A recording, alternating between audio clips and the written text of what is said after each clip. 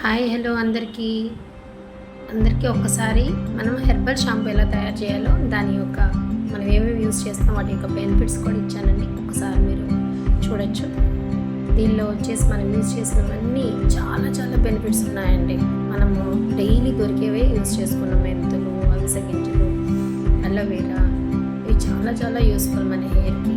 ఇప్పుడున్న ప్రాబ్లమ్స్కి చాలా యూస్ఫుల్ అవుతుంది. చూడండి, మనం స్టార్టింగ్ దేంతో తీసుకున్నాము. ఫస్ట్ మందార పువ్వుల పొడి తీసుకున్నాం, నెక్స్ట్ కుంకుడుకాయ పొడి, నెక్స్ట్ షికాకాయ పొడి, రింగరాజ్ చాలా యూస్ఫుల్ అండి. జుట్టుకి హెయిర్ ఫాల్ని తగ్గించడానికి, జుట్టు గ్రో అవ్వడానికి బాగా యూస్ఫుల్ అవుతుంది.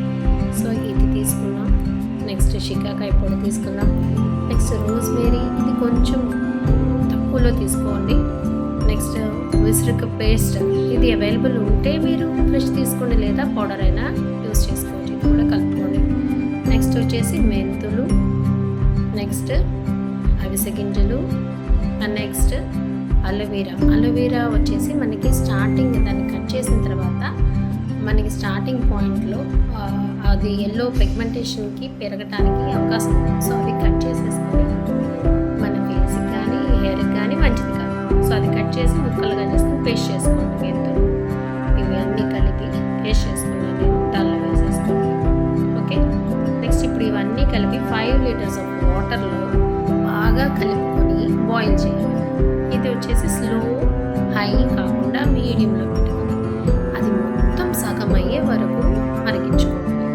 ఓకే, మరిగించుకున్న తర్వాత అది చూడండి ఎలా బాయిల్ అవుతుందో. అలా మరిగించుకున్న తర్వాత వచ్చిన మిశ్రమం ఇది.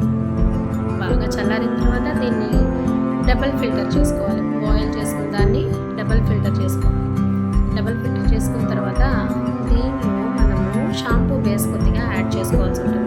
షాంపూ బేస్ ఎందుకంటారా, మనకి మురగదా ఉంది, మరి సబ్బు పోయిందా లేదా తెలియదు కదండి. సో అందుకోసమని షాంపూ బేస్ యూస్ చేసుకోవాలి. కొంచెం కానీ అది కూడా ఆర్గానిక్ యూస్ చేయండి.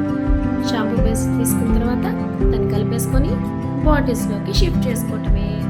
చూడండి, కొంచెంగానే నేను వేసుకుంటున్నాను. షాంపూ బేస్ కూడా కొద్దిగా నేను ఆర్గానిక్ వేసుకొని మనం బాటిల్స్తో రెడీ చేసేసుకున్నాం. ఓకేనా అండి.